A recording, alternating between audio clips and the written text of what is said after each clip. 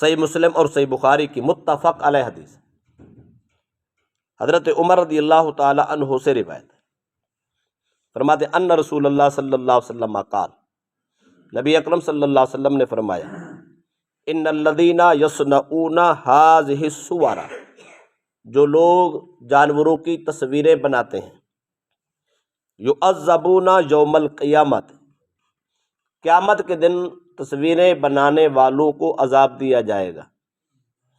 عذاب کیا ہوگا؟ یقال لہم احیوا ما خلقتم، ان کو زندہ کرو جن کی تم نے تصویریں بنائی تھی، ان میں روح پھونکو۔ اب نہ روح پھونکا جائے گا نہ جان چھوٹے گی۔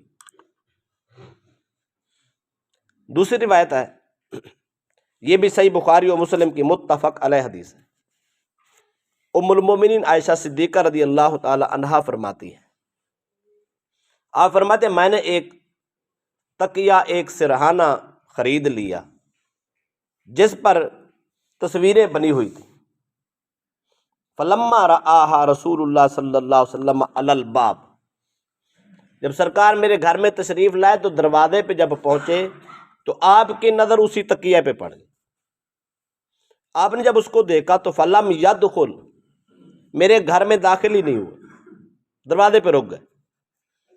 فعرفت فی وجہہ الکراہیۃ، میں نے جب سرکار کا چہرہ دیکھا نا، سرکار کے چہرے پہ خوشی کے آثار نہ تھے بلکہ ناپسندیدگی کے آثار تھے، پریشانی تھی۔ قالت یا رسول اللہ اتوب الی اللہ و الی رسولہ ماذا اذنبت، میں نے عرض کی یا رسول اللہ صلی اللہ علیہ وسلم، میں اللہ اور اس کے رسول کی طرف توبہ کرتی ہوں، رجوع کرتی ہوں، متوجہ ہوتی ہوں۔ ماذا اذنبت، یا رسول اللہ بتا دو تے میں نے کون سا گناہ کیا، کون سا ایسا جرم کیا ہے، کون سی ایسی غلطی ہو گئی کہ میں نے ایسا کام کیا آپ میرے گھر میں بھی داخل نہیں ہو رہے۔ ایک جملہ یہاں رہا کہ میں کہہ دیتا ہوں، حضرت عائشہ صدیقہ کا یہ جملہ ہے، فرمانے لگی اتوب الی اللہ و الی رسولہ، میں اللہ کی طرف بھی توبہ کرتی ہوں، رسول اللہ کی طرف بھی توبہ کرتی ہوں۔ آج ہمارے معاشرے میں اس کو شرک کہا جا رہا ہے۔ اگر کہہ دے نا اللہ رسول کی طرف میں منسوب کرتا ہوں، اللہ رسول معاف کرے، اللہ رسول کی رضا، اللہ رسول کی خوشنودی یا اللہ رسول کی حفاظت، یہ دو جملے اللہ رسول ملا دیں تو لوگ کہتے ہیں شرک ہو، وہ اللہ کے برابر کر دیں۔ بھئی اللہ اللہ ہوتا ہے، رسول رسول ہوتا ہے، کہنے والا کہہ رہا ہوتا ہے اللہ اور رسول، اللہ الگ ہے، رسول الگ ہے، دونوں کی طرف بیک وقت نسبت کرنا، ایک چیز کی نسبت کرنا تمہارا اور میرا بنایا ہوا من گھڑت عقیدہ نہیں ہے، یہ ام المومنین جناب عائشہ صدیقہ کا عقیدہ۔ پھر دیکھیں کس کو کہہ رہی ہیں؟ رسول اللہ کو خود کہہ رہی ہیں۔ اگر شرک ہوتا تاجدار کائنات صلی اللہ علیہ وسلم کبھی کسی صورت میں خاموش نہ ہوتے۔ کیوں؟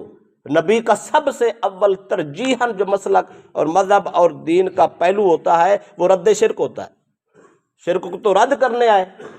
اب ام المومنین خود کہہ رہی ہیں کہ میں اللہ اور اس کے رسول کی طرف توبہ کرتی ہوں، ایک جملے میں اپنی توبہ کو اللہ کی طرف، رسول اللہ کی طرف بیک وقت منسوب کر رہی ہیں۔ اللہ کے نبی نے اس کو شرک نہیں سمجھا، جس کو رسول اللہ نے شرک نہیں سمجھا، جس کو ام المومنین نے شرک نہیں سمجھا، اللہ کے فضل سے آج اہل سنت بھی اس کو شرک نہیں سمجھتی، بلکہ وہ بھی ایمان سمجھتے تھے، ہم بھی ایمان سمجھتے۔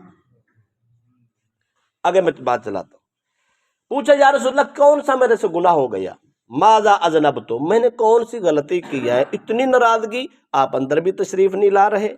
فقال رسول اللہ صلی اللہ علیہ وسلم ما بالو ہذہ النمرق، سرکار نے فرمائی یہ تکیہ کون سا رکھا، یہ سرہانہ کون سا ہے، یہ کدھر آ گیا ہے میرے گھر میں؟ عرض کرتی ہے فقلت اشتریتھا لک، یا رسول اللہ میں نے تو آپ کے لیے خریدا ہے۔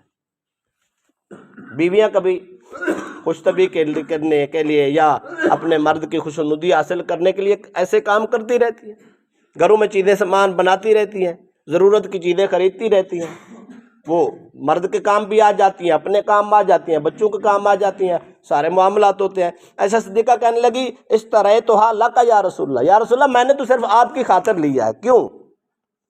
لتقعد علیہا وتسودھا، اگر آپ چاہیں تو اس کی ٹیک لگا لیا کریں، اگر آپ چاہیں تو سر کے نیچے رکھ کے آرام فرما لیا کریں، دونوں کام آپ کو دے گے۔